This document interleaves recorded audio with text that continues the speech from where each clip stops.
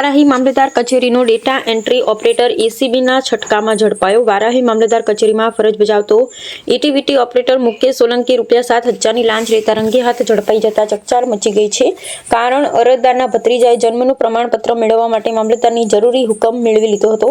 લાંચની માંગણી આ હુકમ હોવા છતાં જન્મનું પ્રમાણપત્ર આપવા માટે ઓપરેટર મુકેશ સોલંકી ₹7,000ની લાંચની માંગણી કરી હતી। એસીબીની કાર્યવાહી લાંચ આપવાને બદલે ફરિયાદીએ પાટણ એસીબીનો સંપર્ક કર્યો।